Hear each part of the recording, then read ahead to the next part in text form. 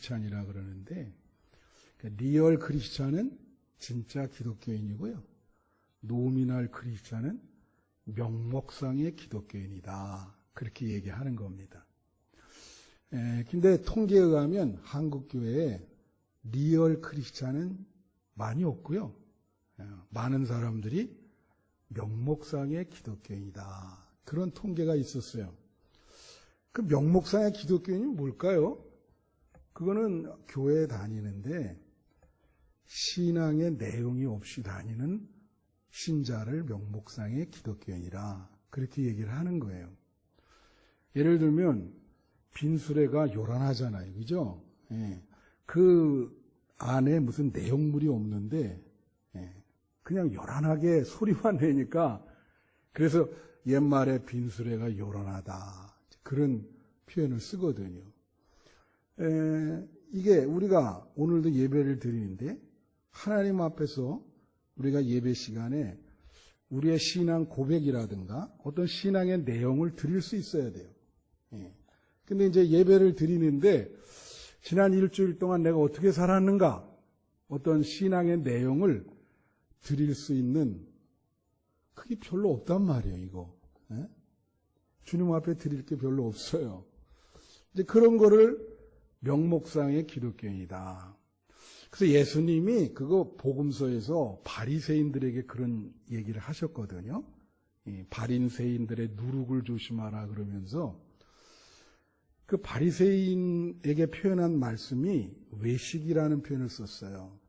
지금은 그런 단어를 별로 안 씁니다. 외식이라고 하는 거를 현대적인 용어로 하면 위선이라고 하는 말인데 그 원어는 뭐냐면 히포크리테스라고 하는 말인데 배우라고 하는 뜻이 있어요.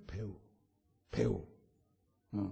그래서 어떤 분의 그 칼럼을 읽어보니까 그 칼럼의 내용이 뭐냐면 예수의 배우들 그런 칼럼이더라고요. 그래서 아니 예수의 배우들이 뭔가 예수님의 역할을 한 배우들을 얘기하는가 그 칼럼을 한번 읽어본 거예요. 그러니까 우리들을 얘기하더라고요. 이게 뭐냐면 배우는 뭐예요? 자기가 아니지만 관객을 위해서 연기를 하잖아요. 그죠? 배우의 잘하는 것은 연기입니다. 배우가 연기를 못하면 어떻게 배우가 되겠어요? 그러니까 그분이 얘기하는 거는 이 명목상의 기독교인인데 신앙의 내용이 없이 예수를 믿는 연기를 하는 배우들이다, 우리가. 우리 모습이 그렇게 이야기를 하더라고요. 거기에 뭐 나도 포함되어 있죠. 그죠? 그래서 이제 오늘 본문 말씀은요, 우리가 교회를 다니면서 명목상의 신자가 안 되고 진짜 기독교인이 돼야 되는데 여러분이 그렇게 되기를 축원합니다. 근데 그 길이 쉽지 않아요. 상당히 어려워요. 사람들이 자꾸 우를 범하는 게 이 신앙 갖는 거를 쉽게 생각하기 때문에 그래요. 쉬운 길이 아닙니다, 이것이. 이 하늘 가는 길이, 천국 가는 길이 쉬운 길 아니에요, 여러분. 이게, 기독도의 그 철로역 정도 있지만은 쉬운 길이 아니에요. 여러분이 이거를 쉽게 생각하면 안 되고, 이 길이 참 어렵구나, 이렇게 생각할 때 진짜 신앙이 들어오는 겁니다. 그래서 오늘 본문에는 우리가 리얼 크리스찬, 진짜 신앙을 얻기 위해서 거쳐야 될 관문이 있어요. 근데 그게 두 가지인데, 여러분의 말씀, 우선은 어렵다. 그 관문을 통과하기가. 그래야, 우리가, 진짜 신앙을 갖는데 그 관문 통과하기가 쉬운 게 아니에요. 그래서 오늘 그 두 가지로 여러분에게 말씀을 드리려 하는데, 그 첫째가 뭐냐면 이해입니다. 이해. 네. 첫째로, 비춰주세요. 첫째로 이해. 다 같이 이해. 자, 오늘 말씀에 8절에서 10절을 한번 보십시다. 여기 보면, 그는 이 빛이 아니요 이 빛에 대하여 증언하러 온 자라. 9절 참빛 곧 세상에 와서 각 사람에게 비추는 빛이 있었나니. 10절 그가 세상에 계셨으니 세상은 그로 말미암아 지은 바 되었으되 세상이 그를 알지 못하였고 그랬어요. 자, 8절에 나와서 빛에 대해서 증언하는 사람은 세례 요한이고요. 9절에 참빛이 세상에 왔다. 그 빛이 우리를 비추고 있다 할 때 이 참빛은 예수님입니다. 다 같이 예수님. 예수를 말하는 거예요. 우리 10절 보세요.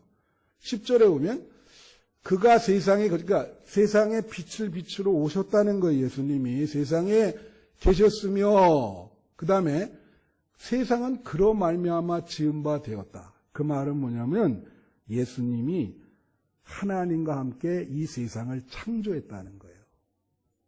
지은 바 되었으니 이 세상을 뭐야? 창조하셨다는 거예요. 그러니까 예수님이 왔지만은 그때만 계신 게 아니고 창조 때부터 하나님과 함께 세상을 창조했다는 거예요. 그런데 뭐라 그래요? 세상이 그를 알지 못하였고. 자, 따라해 보세요. 세상이 그를 알지 못하였고. 무슨 뜻입니까? 이해를 못한다는 거예요. 이해. 그분이 왜 세상에 와야 됐지? 이해를 못해, 이해를. 알지 못해. 알지 못한다는 거는 이해를 못하는 거예요. 그래서 이해를 못하면 어떻게 될까요? 신앙이 생기질 않습니다. 혹시 여러분 중에 예수님이 이 세상에 왜 와야 됐는지 이해를 못하시고 오늘 예배에 참석하고 교회에 왔다 갔다 하는 분 계세요? 그런 분들이 바로 명목상의 기독교인이 되는 거예요. 이해가 안 되니까. 그죠? 이해가 안 되죠? 왜 오셔야 됐지? 이해가 안 돼. 그러니까 신앙의 내용이 없는 거지. 이게 쉬운 게 아닙니다, 이게. 이해한다는 게 쉬운 게 아니에요. 세상에 지금 우리 지구상에 80억이라 그러네, 요새는요? 예수님이 세상에 왜 오셔야 되는 건지를 이해하는 사람들이 몇 명이나 되겠어요? 지금 바깥에 있는 사람들 중에. 몇 명이나 될까요? 우리 예배 드리는 분들 중에는 다 이해를 하시나, 이거를 다 예수님이 왜 오셔야 되는지, 예수님을 참으로 알고 계시는지. 자, 욥기에 보면 이런 게 있어요. 자, 욥기 38장 1절부터 4절까지 보겠습니다. 그때 여호와께서 폭풍우 가운데에서 욥에게 말씀하여 이르시되 무지한 말로 생각을 어둡게 하는 자가 누구냐? 3절. 너는 대장부처럼 허리를 묶고 내가 네게 묻는 것을 대답할지니라. 4절은 뭐냐면 내가 땅에 기초를 놓을 때에 너는 내가 어디 있었느냐? 내가 깨달아 알았거든 말할지라. 다 같이 깨달아 알았거든 말할지라. 이제 내가 다음 주에 할 설교 제목이 반드시 대답해야 될 질문이라고 하는 건데, 그때 이제 욥기가 더 자세히 이렇게 다뤄질 거예요. 근데, 자, 욥기는요, 이게 뭐냐면, 욥이 하나님을 열심히 믿었거든요. 그런데, 고난이 너무 많이 임했어요. 여러분, 대부분 우리 생각할 때, 우리가 이걸 번영신학이라 그러는데, 하나님을 열심히 믿으면 복을 많이 받을 것이다 생각을 하잖아요. 그래요, 안 그래요? 당연하죠. 그거는 또 진리요. 하나님 열심히 믿으면 하나님이 복을 줘야지. 근데 욥은 하나님을 열심히 믿었는데, 아이고, 이건 무슨 진짜 그런 고난도 없어요. 그냥 자식들 다 죽지, 마누라는 병 들어서 도망가 버렸지, 가축들 다 죽고 길거리에 내앉게 생겼거든. 그러니까 처음에는 믿음으로 그래도 버텼어. 3장까지는. 근데 4장 이후로는 욥이 뭐라 하는지 알아요? 하나님, 난 도대체 당신을 이해를 못하겠습니다. 하나님에게 엄청난 욕을 해답니다. 욕을. 그래서 근데 많은 사람들이 욥기를 3장까지밖에 안 읽어요. 그 뒤에 가면 하나님에게 왜 나를 만들어가지고 이렇게 고생을 시키냐고, 내가 내 생일을 저주한다고, 막 부모한테 해대듯이 하나님이 해대는 거예요. 친구들은 와서 막 놀리네 이거. 꼴 좋다. 너 내가 평소에 보니까 박수 치네 박수. 꼴 좋다고. 인간의 본성이 그렇잖아요. 그죠? 남이 안 되는 거를 바라지 잘 되는 거 바라지 않거든.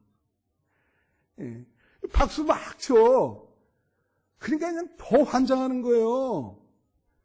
그래서 하나님께 막 해대니까 하나님이 참으시다가 처음으로 욥에게 나타나서 얘기하는 거야.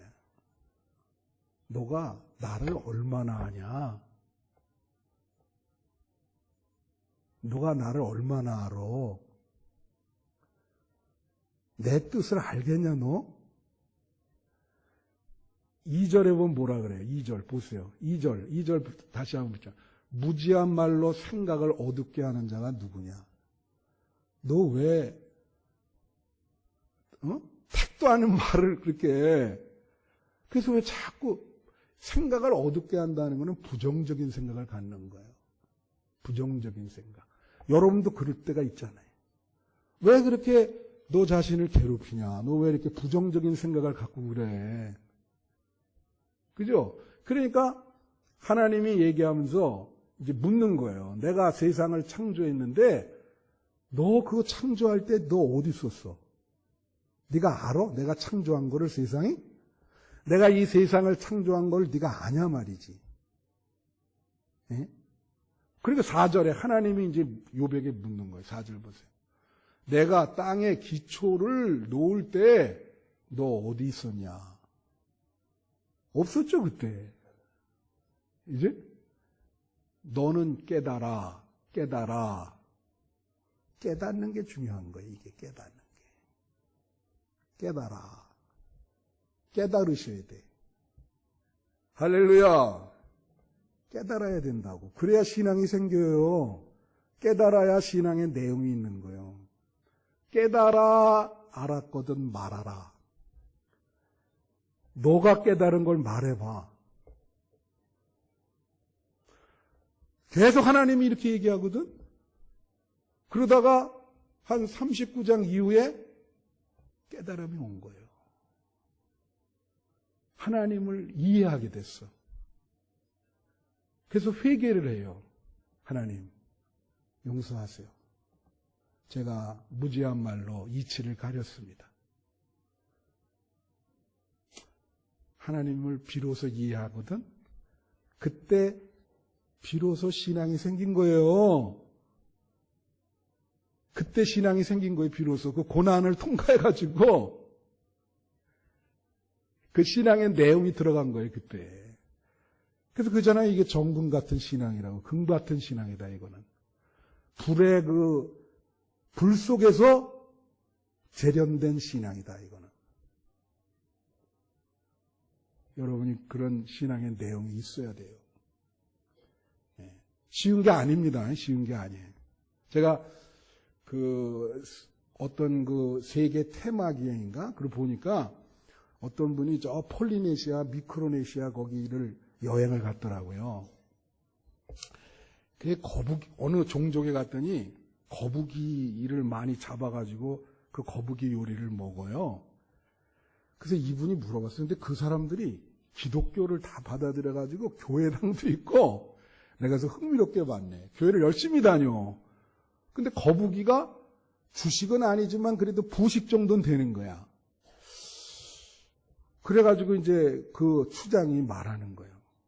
왜 거북이를 먹냐 그랬더니 자기 증조부 때까지 자기네가 모시는 신이 거북이 신이었다는 거예요. 모시는 신이. 그래서 거북이 절대 안 먹었대. 그거는 거의 몇백 년을 내려온 전통이었다는 거예요. 어느 날 선교사가 들어왔어요. 그 먼 곳에 근데 선교사님이 예수님을 전하면서 뭐라 했냐면 이 동물과 이런 거를 섬기면 안 된다.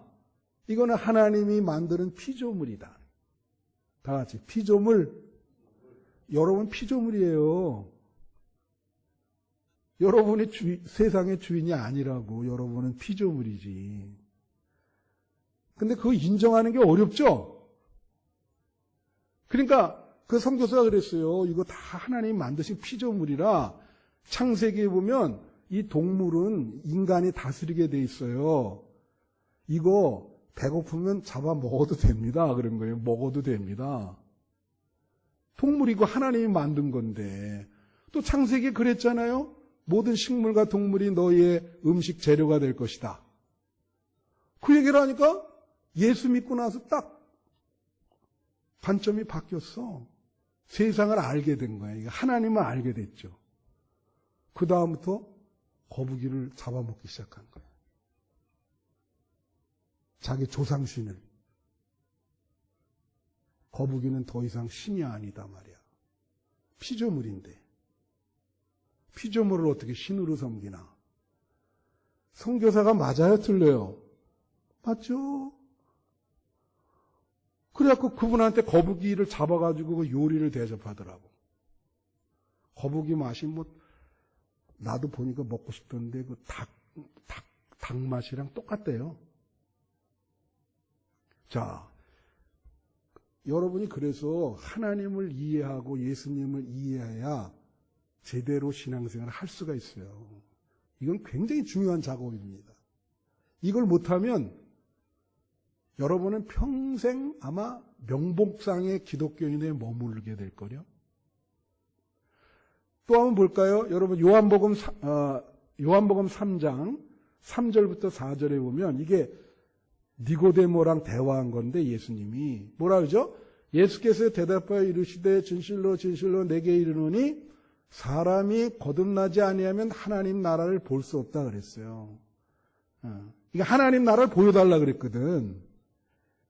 니고데모가 밤에 찾아와서 그러니까 예수님이 너 거듭나야 하나님 볼 수 있어. 그런 거예요. 이게 영적인 진리죠. 그랬더니 니고데모가 이렇게 되더라. 4절. 니고데모가 이르되 사람이 늙으면 어떻게 또 날 수 있사옵나이까? 두 번째 모태에 들어갔다가 날 수 있습니까? 이 말은 무슨 뜻이에요?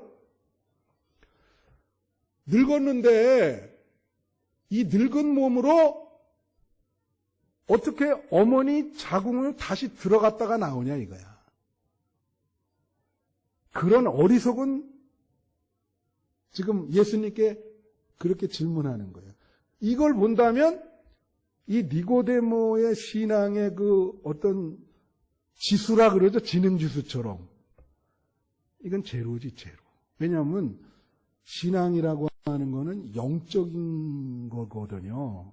영적인 것을 볼 수 있어야 되거든요.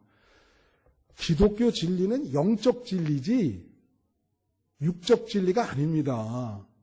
그죠? 근데 지금 얘는 뭐예요? 전혀 이해를 못해. 하나님 나라에 들어간다 그러니까 거듭나야 들어간다 그러니까 어머니 뱃속에 이 늙은 몸으로 어떻게 들어가서 다시 납니까? 그러잖아요. 얼마나 어리석어요. 예수님의 영적인 진리의 말씀을 하나도 이해를 못하는 거야. 그래가지고 신앙생활 제대로 되겠어요? 그래요, 안 그래요? 여러분, 영의 세계를 보십니까?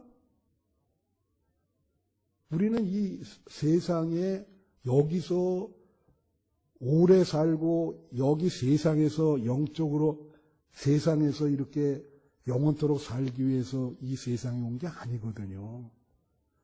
여기는 그냥 지나가는 거예요. 우리의 본향은 하나님의 나라입니다. 그건 영적인 거예요. 이게 이해가 돼야 되는데 이해가 안 돼. 그러니까 여러분 교회 와서도 우리가 이게 어려움이 가끔 일어나는 이유가 뭔지 아세요? 이 신앙을 육적으로 해석을 하기 때문에 그리고 세상적인 상식으로 자꾸 그러고 보거든. 그러면 이게 영적인 공동체이기 때문에 교회에 어려움 생겨요. 영성이 없으니까. 그러니까 제가 그랬죠. 이해가 어렵다. 우리가 진짜 신앙을 갖고 있는데 두 가지 걸림돌이 있는데 그 첫째 걸림돌이 이해거든. 이게 쉽지 않단 말이에요. 이게. 이해를 한다는 게 쉽지 않아. 중요해요, 이게. 이제 또 하나 얘기를 들면 로마서 1장 17절 한번 비춰주세요. 여기 보면 이런 말이 있어요. 복음에는 하나님의 의가 나타나서 믿음으로 믿음에 이기게 하나니 기록된 바 오직 의인은 믿음으로 말미암아 살리라 함과 같다. 자, 무슨 뜻입니까 이거? 이 성경에 우리가 개혁주의거든. 종교 개혁의 후예들이에요. 우리가 중세기의 그 부패를 다 박차고 나오면서 그때의 이 구절이 중심이 됐던 구절입니다. 마틴 루터가 이 구절을 제시한 거예요. 근데 루터가 그런 신앙을 갖게 된 동기가 뭐냐? 그는 하나님을 두렵게 생각했어요. 근데 그것도 하나님의 잘못된 왜곡된 상이었어요. 그래서 하나님을 생각해서 너무 두려워가지고, 왜냐하면 죄를 많이 지으니까 두려워서 천둥번개 치면 친구랑 같이 가다가 천둥번개가 쳐가지고 친구가 죽었어요. 너무 두려운 거야. 근데 성경을 읽다가 여기에 딱 걸렸는데 이걸 어떻게 했냐면 이렇게 한참 이걸 놓고 기도하고 하나님 이 규절이 이해가 안 됩니다. 그렇게 하다가 어떤 깨달음이 왔냐면 복음에는 하나님의 의를 하나님의 사랑으로 한번 해석해 봤어. 내가 한번 이렇게 해볼게요. 복음에는 하나님의 사랑이 나타나서 믿음으로 믿음에 이르게 하나니 오직 의인은 믿음으로 말미암아 살리라. 좀 귀절이 이해가 되죠. 복음에는 뭐가 나타나요? 다 같이 하나님의 사랑.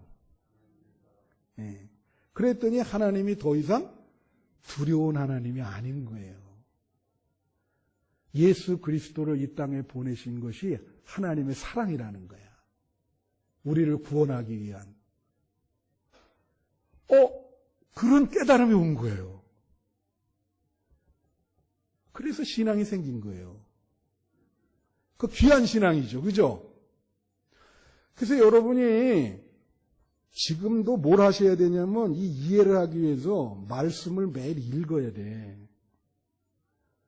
그리고 설교 말씀 잘 들어야 돼. 그리고 교회에서 성경 공부할 때 무조건 1차구로 가서 성경 공부 들으셔야 돼. 그래야 이해가 됩니다. 그렇지 않으면 신앙 얻기가 쉽지 않아요. 명목상의 기독교인으로 다닐 뿐이에요. 진짜 기독교인이 된다는 것은 참으로 멀고 요원한 길입니다. 여러분이 이 성경 이거 얼마나 이해하시겠어? 예? 아까 그랬죠? 하나님이 욥에게 묻잖아요. 네가 깨달은 말을 있으면 말해봐. 오늘 하나님이 여러분에게 묻는 거예요. 당신이 깨달은 바 있으면 나한테 얘기를 해봐라. 뭘 깨달았냐? 그럼 깨달은 게 있습니까? 그래서 말씀의 의미가 이제 이 교회 부흥을 얘기하시는데 부흥은 그냥 되는 게 아니에요. 여러분이 말씀에 대한 각성이 있어야 돼요. 할렐루야. 그냥 이 명목상의 기독교인이 많으면 그게 어떻게 부흥이 되겠어요? 말씀의 의미에 대한 깨달음이 생길 때 거기에 신앙이 생기는 거예요. 그게 중요한 거예요. 그게 진짜 기독교인이 되는 거예요. 대부분 기독교를 왜곡한 생각을 많이 갖고 있습니다. 그래서 자꾸 영적인 분별력이 없기 때문에 이단으로 빠지는 거예요. 바랍기는 하나님과 예수님을 잘 알고 이해하시고 믿는 여러분 되기를 바라요. 이게 중요한 작업이에요. 그렇게 안 하면 여러분 잘못하면 시행착오를 겪게 돼요. 실수를 하게 된다고. 분별력이 없기 때문에. 명심하시기 바라요. 이게 쉬운 길이 아니에요. 이거 쉽지 않습니다. 자, 두 번째가 이해를 하면 어떻게 되냐면 둘째로 영접을 하게 돼요. 다 같이 영접. 네. 근데 이것은 이제 11절에 보면 이런 말이 있습니다. 자기 땅에 오매 자기 백성이 영접하지 아니하였다. 아니 예수님이 이 땅에 왔단 말이에요. 지금도 우리와 함께 계시는데 사람들이 뭐예요? 영접하지 않는다는 거예요. 영접하지 않는다. 여러 가지 원인이 있죠. 근데 제가 여러분에게 물어보길, 여러분 예수님 영접하셨어요? 영접하는 거 참 어렵습니다. 진짜 어려워요. 이해도 어렵지만 영접은 더 어려워. 그게 영접이라는 건 뭐냐면 이거예요. 이 헬라어에 이게 람바노라는 뜻인데 어떤 뜻이 있냐면 가지다라고 하는 뜻이 있습니다. 가지다. 그러니까 예수님을 영접하다는 것은 예수님을 가지는 거예요. 그 표현을 보면. 자, 여러분 지금 여러분 가정에 또 여러분 일상생활에 예수님을 가지고 계세요? 예수님이 있습니까? 네. 그리고 이거는 가지는데 어떻게 하냐면 이런 게 있어요. 그 영접하다가 삶의 주인으로 모시다라는 뜻이 있어요. 삶의 주인으로. 그리고 어떻게 되냐면 내 삶의 주도권을 그분이 갖고 나는 종이 되고 그분이 내 안에 와서 나는 종이 되고 그분이 주인이 되는 거예요. 우리가 그 말하기는 쉬운데 쉬워요, 어려워요? 어렵죠. 내가 늘 말하잖아요. 내 후배 목사, 이제 지금 은퇴했어요. 유기성 목사라고. 금요일 날 목사님이 그분을 인용을 하시던데. 내가 사석에도 이제 얘기한 적이 있는데. 그분이 주장하는 게 그거예요. 나는 죽고 예수만 살아야 된다. 내 몸에서. 쉬워요? 어렵습니다, 이거. 쉽게 얘기할 부분이 아니에요, 그게. 여러분이 완전히 죽고 예수만 어떻게 여러분에게 살아? 그럼 여러분은 목석이게 완전히 이 밥도 안 먹고 그렇잖아요. 쉽게 말하면 이건 이거예요. 우리가 마라톤을 뛸 때 42.195 꼬린지점이 있다고. 그 꼬린지점이 바로 나는 죽고 예수만 사는 거야.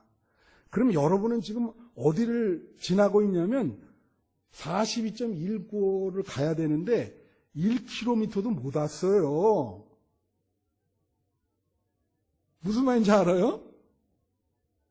근데 자꾸 지금 1km까지 왔는데도 그냥 막 헉헉대는 사람한테 당신 죽고 예수만 살아야 됩니다. 자꾸 얘기하면 그게 현실성이 있어요, 없어요? 그건 현실성이 없어요. 그냥 구름 잡는 얘기야, 이게. 신앙은 현실성이 있어야 되는 거예요. 어떻게 할까, 여러분? 그러니까 여러분은 아직도 영접 중인 거야. 영접했다고 볼 수가 없어요. 영접이 어렵다 그랬잖아요. 여러분 삶에 예수님이 여러분 삶의 주인입니까? 예수님이 하라는 대로 여러분 하십니까? 모든 일을 할 때 예수님의 뜻을 묻고 예수님이 이렇게 하라 그러면 순종하십니까? 예? 어려운 거예요, 이게. 쉽게 얘기할 수 없어요. 그리고 그렇게 고민하는 사람들을 이해를 해줘야 돼. 예? 당신 왜 아직도 안 죽었어? 아니, 그게 쉬운 일이요? 살아가는데. 사람이 있잖아요. 너무 이상만 자꾸 쫓으면 자기가 그렇게 할 수 없기 때문에 위선적인 범죄를 저지르게 되는 거예요, 그게. 자기를 있는 그대로 볼 수 있는 능력이 있어야 돼. 안 그러면 사람이 내로남불이 되는 겁니다. 내로남불이 안 되려면 자기 자신의 모습을 현실적으로, 아, 내가 이렇구나. 내가 어디까지 할 수 있겠는가. 신앙을 위해서. 무슨 말인지 알아요? 목표치만 이렇게 해놓으면 자꾸 사람을 정죄하게 되고 그렇게 되는 거예요. 내가 늘 얘기하지만 여러분, 공산주의가 왜 나빠요? 공산주의 이론은 너무 좋아요. 무슨 이론이냐면 다 재산과 부를 똑같이 벌어가지고 다 나눠 갖자는 이론이야. 모든 사람이 평등하게 부의 균형을 이루자. 얼마나 좋은 얘기입니까? 그게 이루어집니까? 불가능해요. 그거를 추구하니까 그 생각을 갖지, 현실적으로 불가능합니다. 그러면 때려 죽이네. 반동분자로 몰려가지고. 그러니까 오히려 좋은 생각을 추구하다가 그게 더 많이 사람을 죽이고 더 부작용이 심한 거야. 그걸 알아요? 그래서 여러분, 이 영접하려면 내가 말씀드리는 거예요. 여러분, 신앙의 현실 감각이 있어야 돼.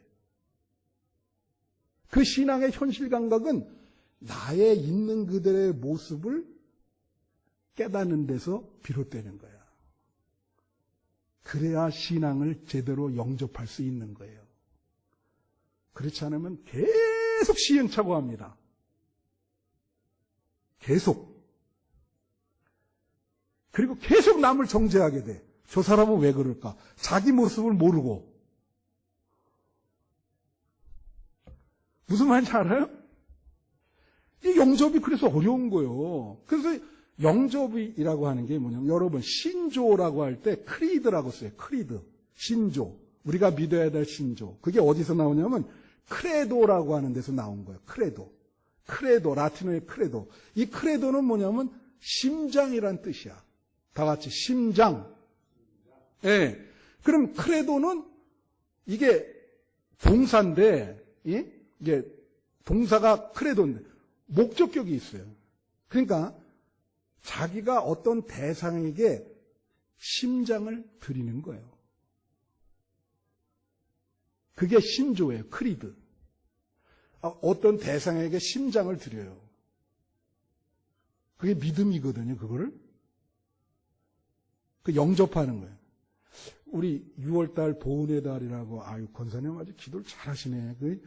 정말로 그 6월달 자유와 평화를 위해서 정말로 참 기도를 잘하시는데, 맞아요. 자유를 위해서 6.25, 6월달 6.25가 있잖아요. 그죠? 네. 그리고 다큐멘터리로 텔레비에 나와. 난 그런 거 참 보는 거 좋아하는데, 거기 보면 철의 삼각지대가 있어요.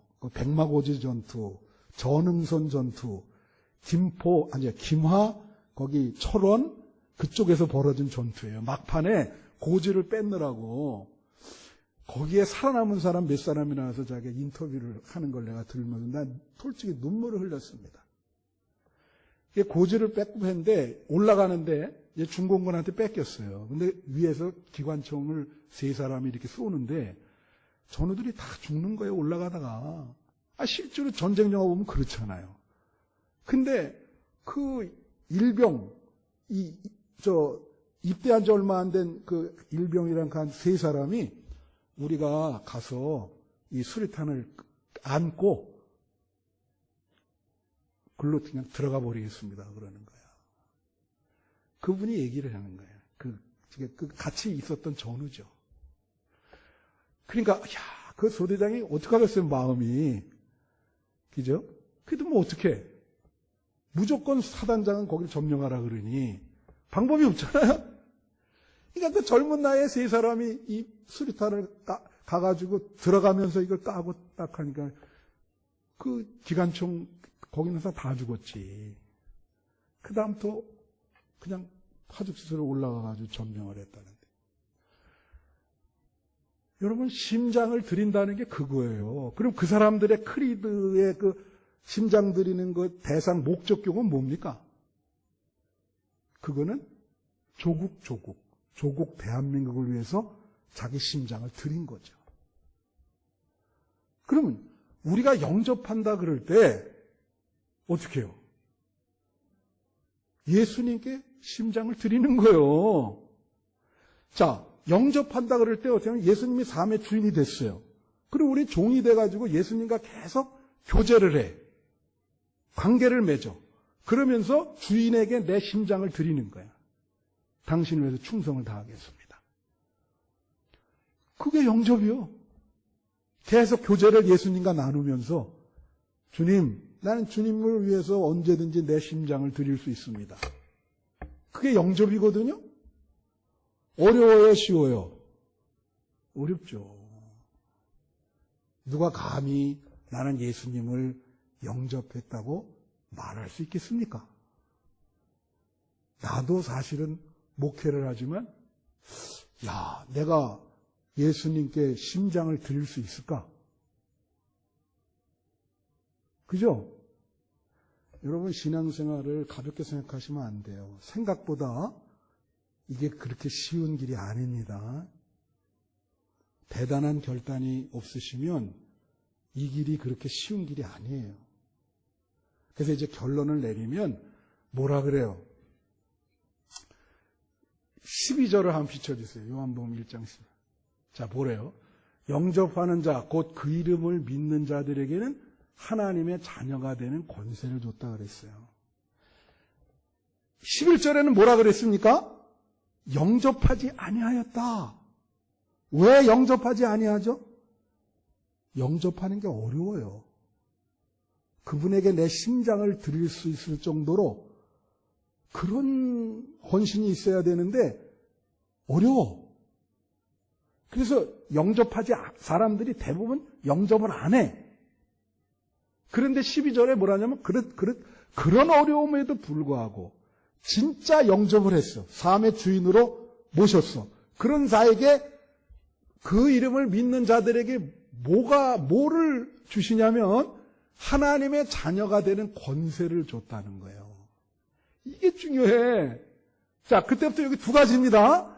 우리가 영접을 하면 다 같이 하나님의 자녀, 하나님의 아버지가 되는 거예요. 영접을 하면 또 하나 권세를 주겠대. 하나님의 자녀가 되는 권세. 이걸 이 본문에 보면은 능력, 권능을 말하는 능력, 권능. 다 같이 능력. 뭘 뜻할까요? 자, 보세요. 우리가 진짜 예수님을 마음속에 영접해서 내 삶의 주인으로 모셨잖아요. 그럼 예수님이 우리 안에 오잖아요. 아까 뭐라 그랬어요? 예수님을 가지는 것이다. 그러면 복음서에 보면은 예수님이 오셨을 때, 이 땅에 오셨을 때 주로 뭐 했습니까? 예수님이 병자를 고치시고 귀신을 내쫓고, 그죠? 죽은 사람도 살렸어요. 그런 능력이 온다는 거예요. 권세를 줬다. 하나님의 자녀가 권세예요. 왜? 그건 내 권세가 아니고 내가 예수님을 삶의 주인으로 받으면 예수님이 나한테 오시거든요. 그러면 어때요? 예수님이 내 안에서 능력을 행하신다고. 여러분이 질병에 걸리잖아요? 그러면 내가 예수님을 영접해서 삶의 주인으로 모셨기 때문에 내 안에서 예수님이 능력을 발해서 여러분의 질병을 고치신다고요. 할렐루야. 그거요. 왜 내가 기도해도 질병이 안 고쳐질까? 예수님을 내 삶의 주인으로 영접하지 못했기 때문에. 그러니까 영접하는 자에게 하나님의 자녀가 되는 권세를 준다 했잖아요. 그래 안 그래요? 영접을 안 했기 때문에 권세를 못 받았어. 진짜 영접하면 예수님이 내 안에 와서 능력을 이렇게 행사하기 시작하는 거예요. 예? 중요합니다, 이게. 이게 중요해. 내가 오늘날 이토록 명목상의 기독교인이 되고 하는 일이 제대로 안 되는 이유는 예수님을 제대로 영접하지 못했기 때문에 하나님의 자녀된 권세를 못 받았어요. 그렇지 않아요? 예수님이 진짜 들어오면 어떤 분이 그래요. 요새 여러분 반려견을 키우죠? 요새 심한 사람은 난 진짜 그 개 없이 못 살아가겠대. 그리고 그 개가 죽고 나서 막 한 달을 이 트라우마. 어떤 분은 뭐 1년 간다 그래. 근데 난 이해를 못 하겠더라고, 그게. 아니, 그 미물인 개가 들어왔다가 나가도 그런 역사가 일어나는데. 예수님이 진짜 여러분에게 왔어 봐요. 어떤 역사가 일어나겠어요, 그게. 굉장하지, 정말. 아마 여러분이 병자를 놓고 기도해도 그 병자가 낫는 역사가 일어날걸요? 예수님이 여러분 안에 있기 때문에. 그렇지 않아요? 우리가 지금 어떤 문제를 놓고 기도하고 질병을 고쳐달라고 기도해도 낫지 않는 이유는 예수님을 영접하지 못했기 때문에. 하나님의 자녀된 권세를 받지를 못했어요. 예수님이 오시면 그분이 능력을 베푸실 텐데 제대로 영접이 안 됐다고. 안에 있는 게 아니라 밖에 계시오. 그러니까 어떻게 하겠어요? 자, 그래서 이제 요한복음 1장 14절 한번 보겠습니다. 이제 마무리를. 뭐라고 하냐면 말씀이 육신이 되어 우리 가운데 거하심에 우리가 그의 영광을 보니 아버지의 독생자의 영광이요 은혜와 진리가 충만하다 그랬어요. 자, 여기에 이제 말씀이 육신이 되어 우리 가운데 가는 예수님이 우리 가운데 거하는 거예요. 우리 가운데 거한다는 건 여러분 마음에, 여러분 가정에. 근데 자, 거한다는 게 뭡니까, 여러분? 거하다. 다 같이 거하다. 영화에 보면은 리브라고 하는 것도 있고 세틀이라고 하는 것도 있고 또 테이크업 레지던스라고 하는 것도 있어요. 예, 테이크업 레지던스. 그게 뭐냐면 텐트를 이렇게 치고 같이 한가운데 텐트를 치고 살다라는 뜻이에요. 그러니까 예수님이 우리 가운데 거한다는 건 여러분 마음 안에 텐트를 치고 같이 있는 거예요, 지금. 근데 그게 거하심에 그게 뭐라고요? 그게 은혜다, 이거예요, 은혜. 예수님이 내 마음에 텐트를 치고 있는 게 은혜다. 은혜다. 진짜 은혜거든요, 그게. 그래서 뒤에 보면 은혜 위에 은혜로라. 그래요. 다 같이 은혜 위에 은혜로라. 예. 우리 잘하네. 여러분에게 진짜 영접의 은혜, 예수님이 함께하는 은혜가 넘치기를 축원합니다.